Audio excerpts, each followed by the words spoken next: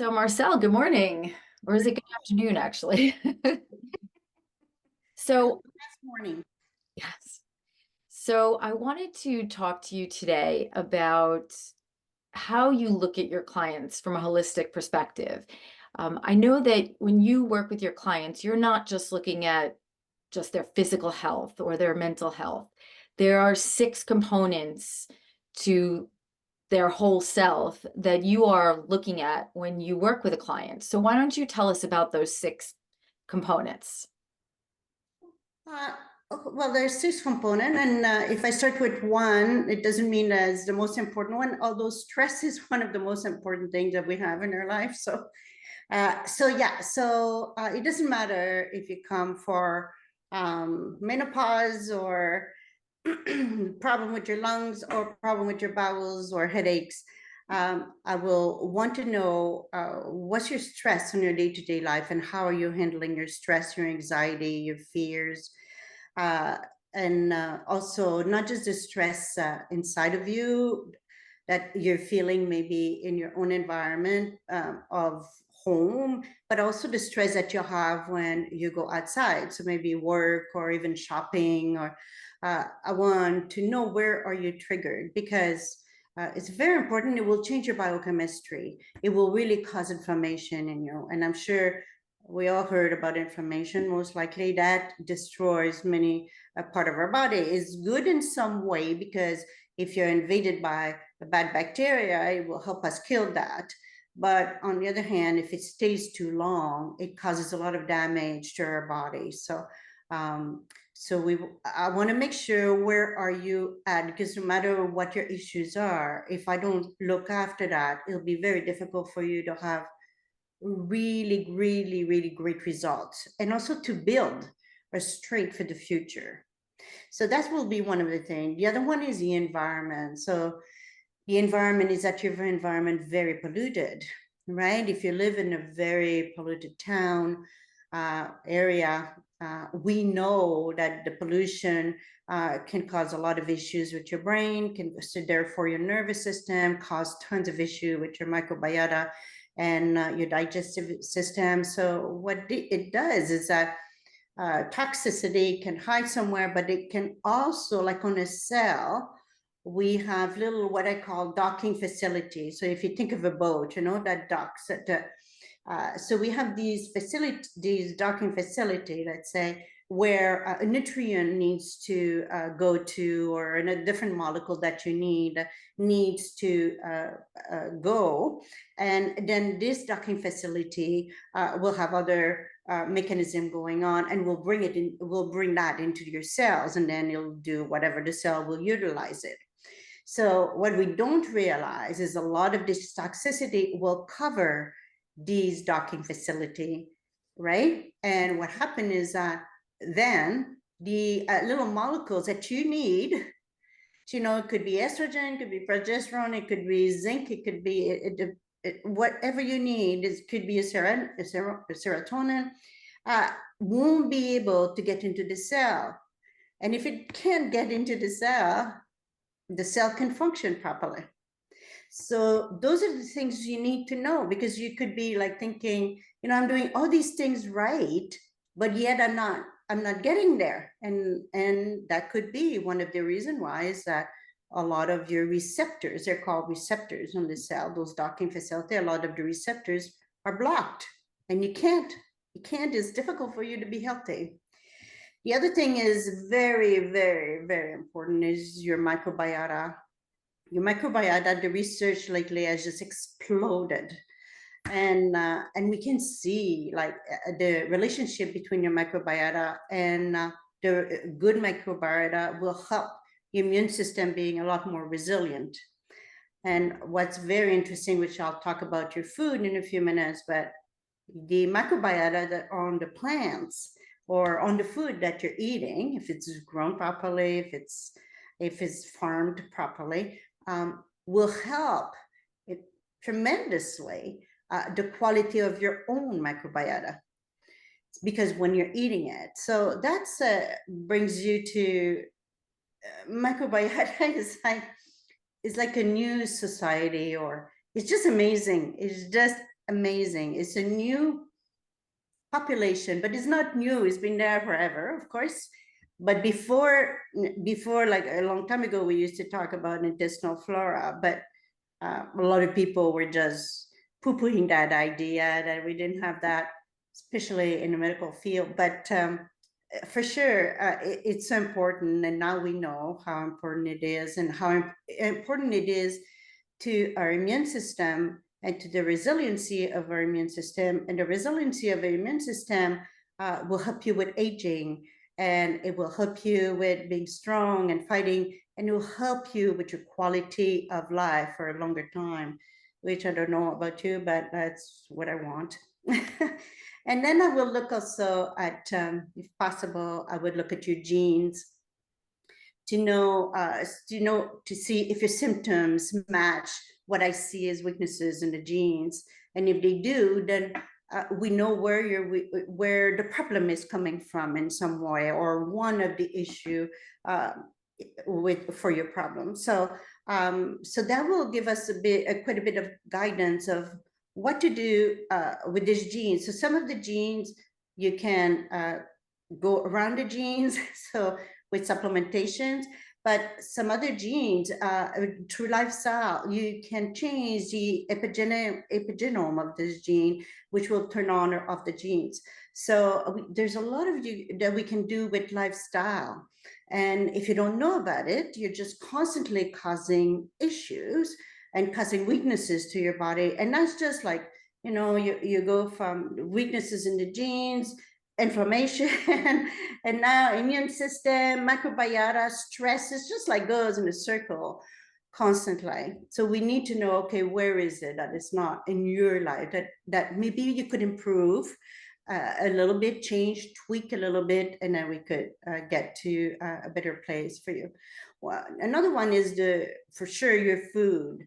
The food that we put in our mouth is just incredible how important it is for us to grow healthy. And it's important since birth.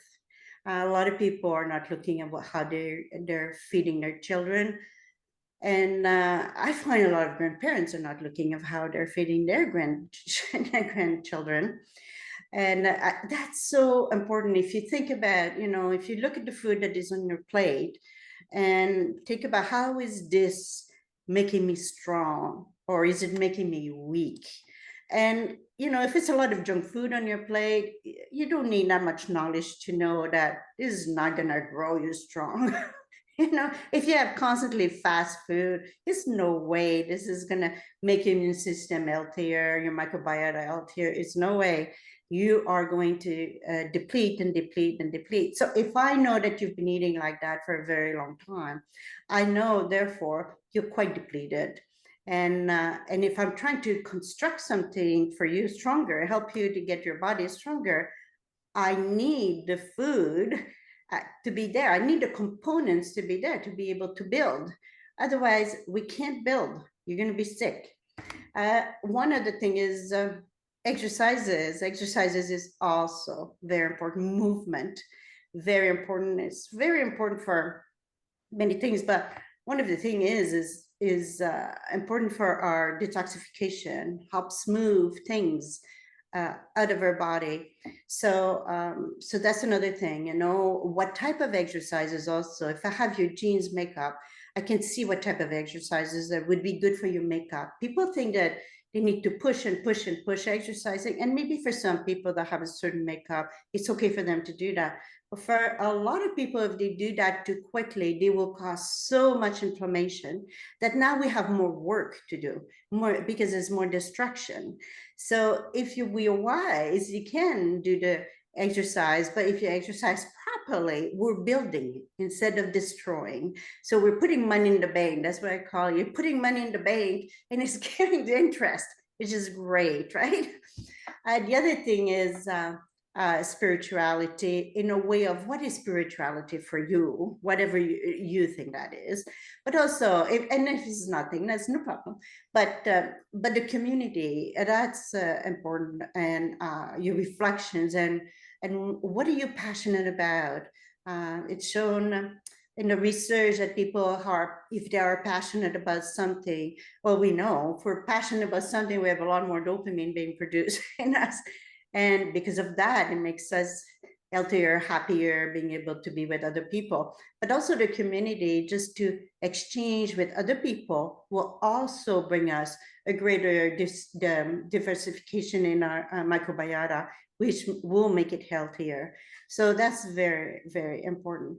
Now, ultimately, I will go constantly after your mindset, because your mindsets are so, so, so important. So what do I mean about mindset is whatever is a little program that went into your brain that you picked up from being in the womb, from your mom, from your dad when they were pregnant with you, and a little bit before, and also along the way, what did you really imprint of what is your, how do you view your environment? Because we don't view it all the same way. That's no way. So we're so influenced with that, and we are so influenced. Our biochemistry is so influenced by that that we can't ignore it. That's the biggest mistake, to ignore that. That's one of the things that is so has so much power when you start seeing what is a mindset that you picked up, and deactivate some of the mindset that you don't think you need anymore, that maybe was useful before but is not useful now, is causing more toxicity now. So and it's not a judgment on your mom and dad, or it's just we need to realize we've been imprinted. And do we want this imprint, or we don't want this imprint? So I find when you look at all that, then you can look at what the immediate problem is, but also, which is even more important in some way, is to look at building something healthier for you, for the future, for your future as you're aging. Excellent. I actually have one comment to make on the social community piece of that. I was listening to a podcast recently, and a few podcasts have been covering how loneliness literally takes they were equating it to smoking for 7 years. Like, if you are lonely, it's actually taking so many years off your life. And that sense of connection and purpose, having that something in your life, connection to others, um, is so powerful and so important to our health and well-being, much more than we ever knew. So there's been so many studies that have come out about that. I wanted to just go back. So when you're looking at these factors, these components of a person, I know obviously with the genes, you're doing gene testing. You're physically doing gene testing to and looking at real test results. But for the other factors, some of them obviously you're deriving some information right from the genes, like you said, exercise opportunities and stuff. But how are you gaining information about food and all these different components about someone? What do you go through? What is the process that you go through? I know it's probably a lengthy process, but just in general, is it more just, Q&A and discussion, or are there other tests that you do with the client? Well, food is, so I ask you in my questionnaire when you're a new patient or a new client that what is your diet? Well, and then at some point I might ask you to give me an example of write down everything that goes through your mouth. That's what I said. Everything goes through your mouth. Write it down for me for a week, and then I have a much better idea of where you're at and if you need help. But also, if I have your genes make up, we can exactly see what you need to eat to feed your genes properly. So that's really that's an exciting one also, to be able to do that. If we have your genes make up, we know how often maybe you need to do fast mimicking diet. Yeah, that's another very has a lot of potential, that test for the genes. It brings you a lot of information. Do people get afraid to do that? Because that could be a little bit intimidating. to find out certain things. So what's your reaction from clients sometimes about when you present that to them? Yeah, well, there's delay, right? They're delaying and delaying. I think I even did that. I'm still looking into it. That's it, right? So I don't know how to access my genes yet. And then I said, well, bring me your computer and we'll do it together. But yes, definitely for anything. It doesn't matter when I bring the topic forward. And it's like some people, one of the exercise sometimes that I give is to do some right hand, left hand writing. I explain to them how to do right hand, left hand writing, but sometimes there is ask next time, did you do some of that? And no, I didn't have time, so right away, okay, there's a mindset that is stopping you. No problem, let's clean it. Just like dust, if you think about all these things that are just like dust, and we just clean that, right? And you can get on with it. But if you don't tell me, or if you don't want to realize there's dust, then you're stuck. And some people, they will be okay being stuck, and it's not a judgment. It's their biochemistry that keeps them stuck. And that's what it is. Like loneliness, loneliness will decrease your dopamine. Well, once they decrease your dopamine, you have problem learning, you can have problem doing executive function, you have problem communicating with others, you have problem, well, producing your serotonin, which is a happy hormone, like all those things. You can explain it to the physiology, and if we can just go and tweak, we can bring you to a better place, right? Is that going to be perfect? Well, I don't know. Sometimes it's just I had a patient just a few minutes ago that and yeah, she came with a big issue last time, and she said, I don't know, you're a miracle worker. Well, I'm not. I just, that time it worked really well. Like, the issue was gone for her. She moved forward. She's able now. She can see, oh, she can go on her cruise and whatever. I mean, you just clean the dust. You make it move, you tweak it. And then physiology, it's amazing how powerful we are. It's amazing how powerful we are. And I think one of the biggest thing is that we don't view the body as being so important.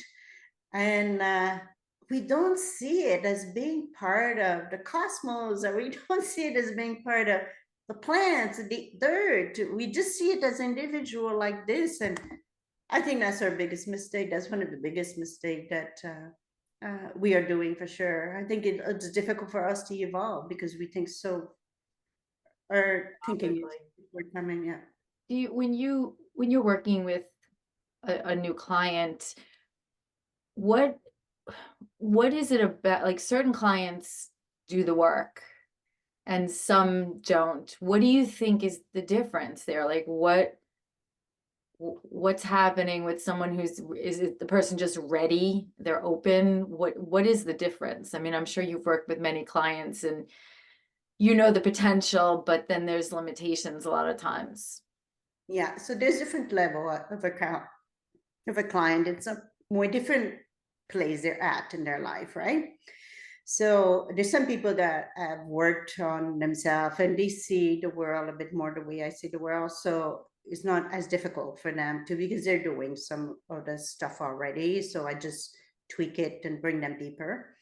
But there's some people, they're not there. They never thought about that. So for these people, I'm not bringing all these things forward right away, right? I just do a little bit at a time, get them a bit better, educate them. And that's why I'm doing this website. It's really to give education to people so they can go, you can go and read, you can um, get more information so that you're a lot more in control, if we have any control. But we are, a lot more. You can decide if you want to work on yourself. Now, some people are not ready. Some people will want the pill. They'll want, like, give me the pill. You didn't give me the pill yet. Well, there's no pill. There's a pill. You can take it, but you're just closing your eyes to what the issue is. It doesn't matter it doesn't matter, if you go on, like, it is a lot talking about menopause and perimenopause now. And it doesn't matter if they put you on hormone replacement therapy and, oh, a lot of your symptoms are gone. If you don't understand what's happening to you, really happening to you, and how your detoxification pathway needs to work quite well to be on hormone replacement therapy for you not to have issues later on in 10 years. That's a problem. We don't think about, okay, in 10 years, what is this going to do to me? But so if you don't have that, then you just go on hormone replacement therapy. You get the pill and you think, oh, this is great now. I feel a bit better, blah blah. And and it is great for some people, but some other people, like me, I don't have proper genes to detoxify estrogen. So I have to really get myself organized uh, to combat the symptoms of combat help my body balance itself with the symptoms of menopause, but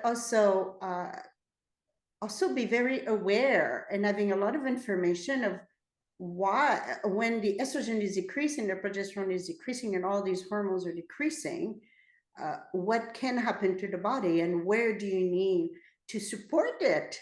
Like, we need to support this body. This is an incredible, you look at the Hubble telescope, I think, right? The Webb, the new one, the Webb, right?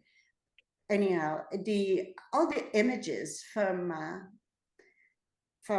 out there, and it's just incredible. But if we would see inside of us, it's just incredible what goes on every second of our life to support, us living. Right. And and we don't realize the incredible tool that we have in us. But we need to support that tool. It's sophisticated and it needs to be supported. Yeah, I just want to touch on one thing that you said, which I think was very powerful. A lot of people are looking for the magic pill, whether it's weight or menopause or whatever topics out there.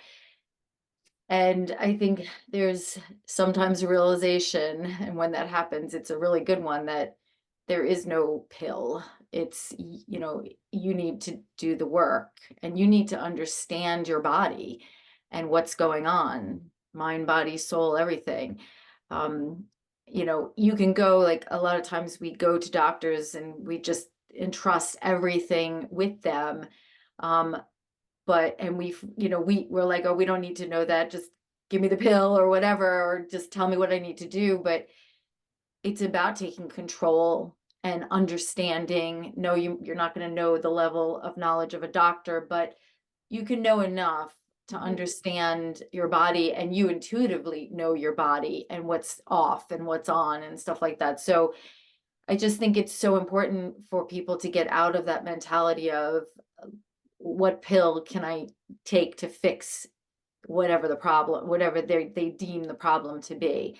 And usually those pills just mask symptoms, but they don't get to the core of whatever's really going on. So I love this approach because you're looking at the whole person, in every aspect.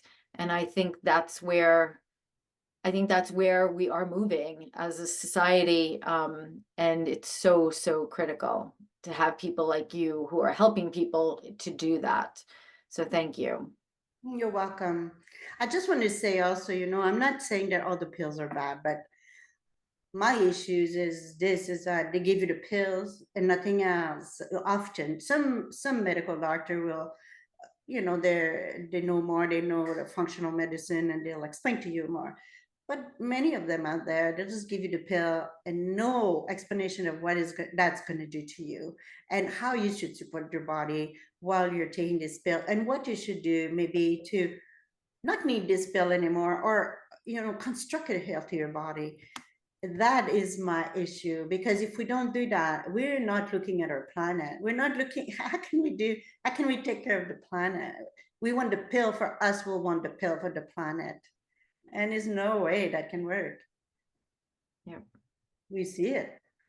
Yes, we do, unfortunately. But but people like you are doing good work to change that. So, let's keep it going. Keep getting the information out there. That's So it. A little bit at a time, and that's what I feel like, if I give information to people, well, they can do their part, whatever it is, and if I give them more strength, they'll do more. excellent. Yeah, Thank you. you're welcome. My pleasure.